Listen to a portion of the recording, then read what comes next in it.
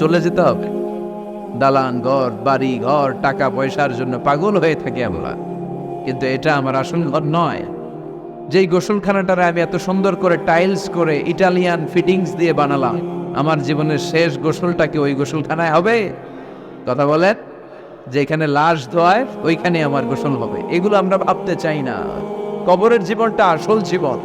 বিশ্বনবী দোয়া করতেন, আল্লাহুম্মা ইন্না নাউযু বিকা মিন আযাবিল কবর। আল্লাহ, আমি আপনার কাছে কবরের আযাব থেকে পানাহ চাই, কবরের আযাব থেকে বাঁচতে চাই। এই কবরের মধ্যে অনেক ফিতনা হবে, অনেক সুয়াল হবে। কবরে প্রশ্ন আছে না নাই? কথা বলেন। প্রথম প্রশ্ন জিজ্ঞেস করা হবে, মার রব্বুক, তোমার রব কে? বলেন, আমাদের রব কে? ওমা দীনুক, তোমার ধর্ম কি? বিশ্বনবীর চেহারা দেখিয়ে বলা হবে, তারিফু মান হাযার রাজুল, এই লোকটারে চিনো? আমরা কি বলবো? আমরা চিনি, উনি আমাদের প্রিয় রাসূল মুহাম্মদুর রাসূলুল্লাহ সাল্লাল্লাহু আলাইহি ওয়াসাল্লাম। এরপরে জিজ্ঞেস করা হবে, এগুলো কোত্থেকে শিখলা? আমরা বলবো, কোরআন থেকে। ফায়ুফসাহু লাহু কবরুহু ৭০ যিরাআন। সুন্দর সুন্দর উত্তর করতে পারলে আপনার কবরটারে ৭০ হাত লম্বা করে দেয়া হবে। ইফতাহু লাহু বাবুন ইলাল জান্নাহ, জান্নাতের দিকে একটা দরজা লাগিয়ে দেয়া হবে।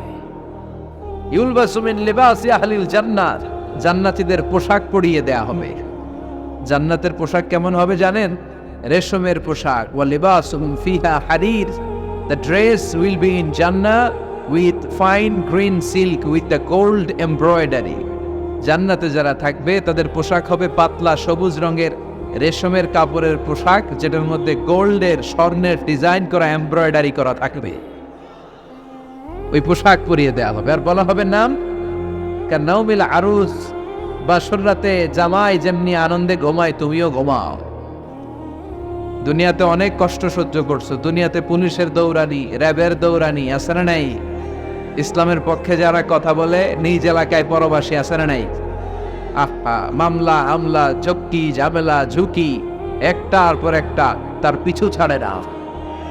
সে ঘুমাইতেও পারে নাই, চিল্লায় বলেন ঠিক কিনা? আনন্দের ঘুম আমরা সেদিন দেব ইনশাল্লাহ, কবেন না? নাম কানাউমিল আরুস, বাসর রাতে বর যেমনি কনেকে নিয়ে ঘুমায় ঘুমাও। দুনিয়াতে ঘুমাইতে পারো নাই, দুনিয়াতে খালি দৌড়াইছো। কি করছো? দৌড়ানির উপরে ছিল। আজকে দৌড়ানি নাই, আজকে দৌড়ানি হবে ওই দলে। কথা কর।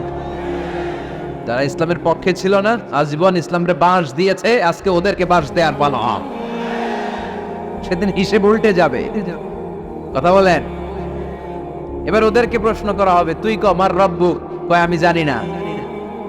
কি জানোস? কয় কিছুই জানি না। কি যে জানি না ওইটাও জানি না। দ্বিতীয় প্রশ্ন, ওয়ামা দীনুক, তোর ধর্মের নাম কি? কয় জানি না। ফেরেশতারা কয় আর প্রশ্ন বাকি একটা, তারপরে আমগো খেলা শুরু। ওমান হাযার রাজুল, do you know this person? দেখো তো এই লোকটার চিনা চিনা লাগে কিনা। কয় না, চিনি না। আমি কিচ্ছু জানি না, আমি কিচ্ছু মনে করতে পারছি না।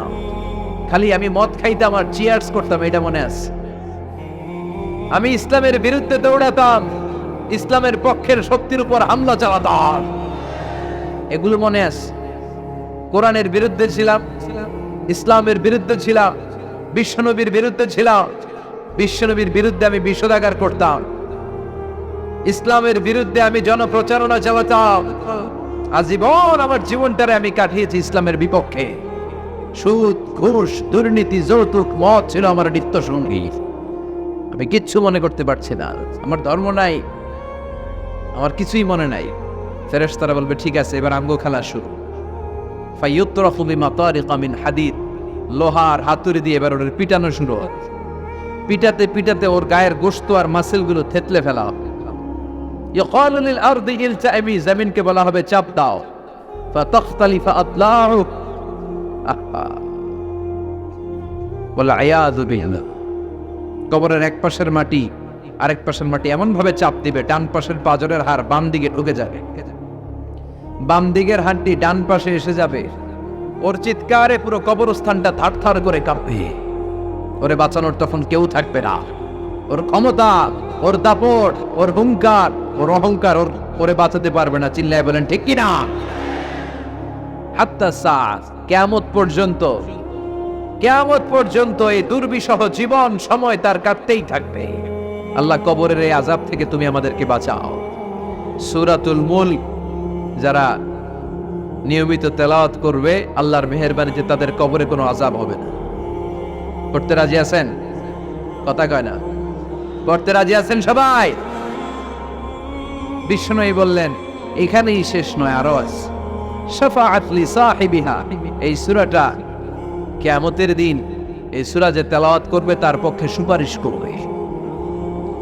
কোরআন যদি আপনার বিপক্ষে আল্লাহর কাছে নালিশ করে, আপনার বাঁচার কোনো উপায় আছে? আপনার পিসাব আপনারে বাঁচাইতে পারবে? তাহলে আপনার দলের নেতা কথা কন, কেউ বাঁচাইতে পারবে আপনারে?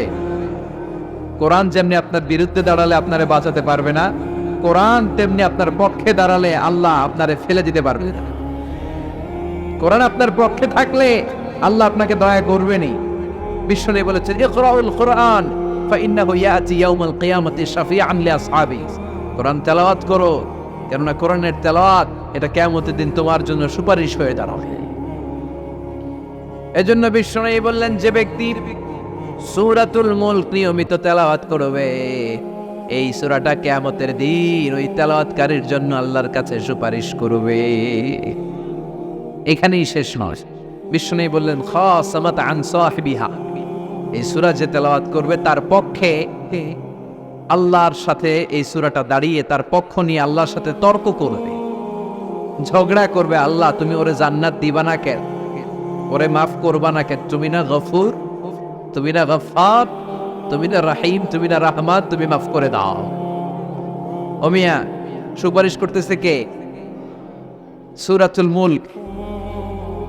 সুবহানাল্লাহ কইবেন না? কতক্ষণ এই তর্ক আল্লাহর সাথে সে চালাবে? হাত্তা আদখালাহুল্লাহুল জান্নাহ, যতক্ষণ না আল্লাহ তার জান্নাতে না ঢুকায়। এখানেই শেষ নয়, বিষ্ণু বললেন মান কারাআ বিহা ফি লাইলাতিন ফাকাদ আকসারা ওয়া আতাবা, রাত্রি বেলায় যে এই সূরাটা তেলাওয়াত করবে পুরো রাতটাকে বরকতময় করে দিবে কে? এজন্য বিশ্বনবী বলেন আমি চাই আমার সব উম্মত এই সূরাটা মুখস্থ করে নেক। আমার চাই আমার ছোট বড় আবাল বৃদ্ধ বনিতা সব উম্মতের হৃদয়ের মধ্যে এই সূরাটা গাথা থাক, মুখস্থ থাক, হিফজ করা থাক। আমরা বিশ্বনবীর উম্মত না? কথা কর। নবীর এই আশাটা আমাদের পালন করার দরকার আছে না নাই? আমরা কি পারি না এই সূরাটা মুখস্থ করে রাখতে? মাত্র 30 আয়াত, প্রতি মাসে কয়দিন? প্রতিদিন এক আয়াত করে মুখস্থ করলে লাগে কয়দিন? প্রতিদিন এক আয়াত করে মুখস্থ করলে 30 দিনে এই সূরা মুখস্থ করতে রাজি আছেন? সবাই রাজি আছেন তো? মনে থাকবে? নেক্সট টাইমে নেক্সট ইয়ারে আসলে জিজ্ঞেস করবো যে সূরা মুলক মুখস্থ হয়েছে কিনা। হ্যাঁ, মনে থাকবে তো? আল্লাহ তুমি তৌফিক দাও। এই সূরাটা পড়লে আল্লাহ আপনার দৃষ্টি শক্তিকে খুলে দিবে। আপনার চোখের সামনে কোনো পর্দা থাকলে পর্দাটা সরে যাবে, আপনি আল্লাহর মাহাত্ম্য বুঝতে পারবেন, আপনি আল্লাহরে চিনতে পারবেন, আপনি আল্লাহর অস্তিত্ব টের পাবেন। সুবহানাল্লাহ পড়েন। অনেকেই বলে যেটা দেখি না তা মানি না। যারা স্রষ্টাকে বিশ্বাস করে না তারা বলে আনসিন ইজ নাথিং, যেটা দেখা যায় না এটা বিশ্বাস করি। নাস্তিকবাদের ছড়াছড়ি আছে না নাই? বাগেরহাটে কোনো নাস্তিক নাই মনে হয়, কথা কন। আছে আছে আছে। এত দাড়ি টুপি এগুলোর ভিতরে ঢুকে কেমনে? ওগুলা পিছনে পিছনে থাকে, এগুলো আজীবন পিছনে পিছনে থাকবে। কথা বলেন। ইয়াং যুবক যারা আছে তোমরা একটা বই পড়বে, প্যারাডক্সিক্যাল সাজিদ, একটা বই আছে বাজারে, নাস্তিকদের বিভিন্ন প্রশ্নের জবাব। এই বইয়ের লেখক খুব ভালো করে ওই বইতে তিনি তুলে ধরেছেন। লেখকের নাম আরিফ আজাদ। এটা পড়লে শিক্ষিত যারা তাদের মনের মধ্যে এই ঘুরপাক করা প্রশ্নগুলোর উত্তর তারা পেয়ে যাবে। বইয়ের নাম প্যারাডক্সিক্যাল সাজিদ, আরিফ আজাদের লেখা। তো তার পাশাপাশি এই সূরাটা পড়লেও আমরা জানতে পারবো, কারণ এই সূরাটা হচ্ছে দি সূরা is an eye opener for us all, আমাদের সবার চোখ খুলে দিবে এই সূরাটা। আমাদের ঘুমন্ত বিবেককে জাগিয়ে তুলবে এই সূরাটা। যারা বলে যে স্রষ্টাকে দেখা যায় না তাদের জন্য এই সূরাটা একটা মেডিসিন। আল্লাহ কেমন যেন এই সূরায় বলতে চায় ওপেন ইউর আই, তুমি তোমার চোখ খোলো না একটু, you must find your God, তুমি তোমার আল্লাহরে খুঁজে পাবা।